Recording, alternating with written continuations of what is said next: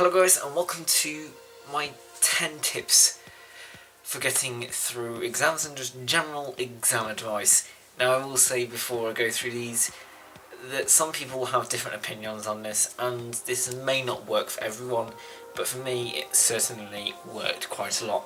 My first tip is don't revise on the day. This might seem counterintuitive because you think, well, more revision should surely help, but really you should be aiming to get more than enough revision done at least by the day before the exam.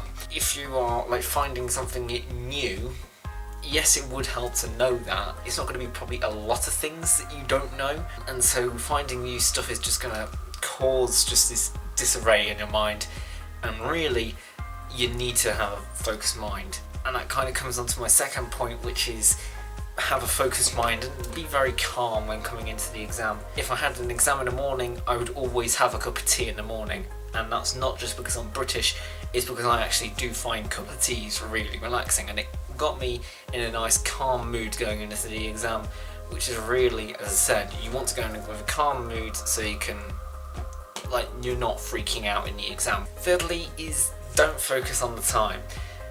Now this, again, it sounds weird because surely you want to do time management and you're going to spend a lot of time worrying during that exam, and you're going to spend a lot of time panicking and just going crazy.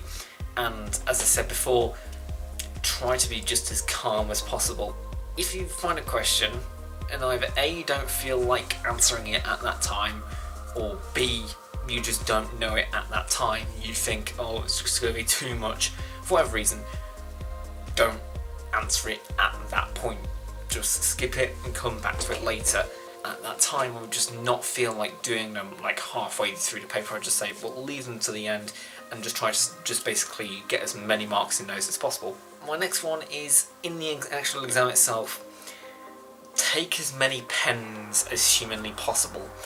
And you may get picked on for having 5 pens, but in the end of the day, you're going to be laughing, not laughing, but you're going to be smiling because you know yourself that you're not going to have to ask the invigilator and waste also time as well in the exam just asking for a pen. When it comes to after the exam, if you're insecure about your answers, if you don't know your answers and you're feeling really worried about that exam, don't go near people or don't ask people saying, what did you put for 5A? You may want to do that personally, maybe that comforts you in your mind, but they may be wrong themselves. And if you go up to them and say, oh, what's the answer to 5A, and they say it's 13 when the answer is 16, and you put 16, you're not going to know whether it's actually 16 or 13. In the end, it's just about having this calm state of mind going into the exam and going out of the exam.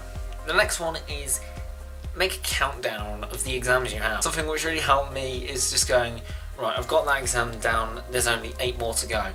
And if you keep doing that, that number will slowly be decreasing and you'll feel more motivated to get it done. After each exam as well, unless you have one on the same day, so if it's a Monday morning exam and you have one in the afternoon, but if that's your last exam of the day, give yourself a 30 to 60 minute break, because even though you may say, oh, I really want to revise for the next one, if you have a clear mind from your previous exam, giving you that 30 to 60 minute break gives you enough time to sort of calm yourself down, maybe have a cup of tea or whatever floats your boat, and then after those 30-60 minutes you can go, right, okay, I'm ready to revise for the next one, and you are genuinely ready to revise for the next one. Also, after the last exam, treat yourself. It really does help, giving yourself an additional motivation to finish your exams, and also just a little a pat on the back essentially for saying you got through a tough time in your life of a set of exams. Well done.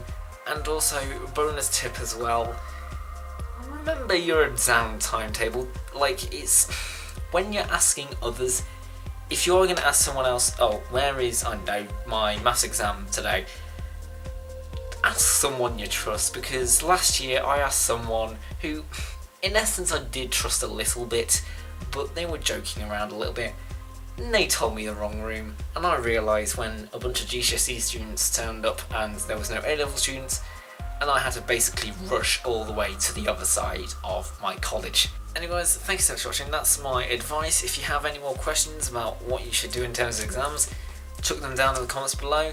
Also, if people have put comments down below and saying, oh, what do I do for this, this and this, and you have personal advice for that, also like reply to those people. Want to get sort of like a series of people helping other people, and hopefully everyone will be happy in exam periods and everyone will be dancing up and down. Anyway guys, thank you so much for watching. I've been Ballaam. This is Young Credits. Signing out. All that's left is a window to my soul. Come and get it.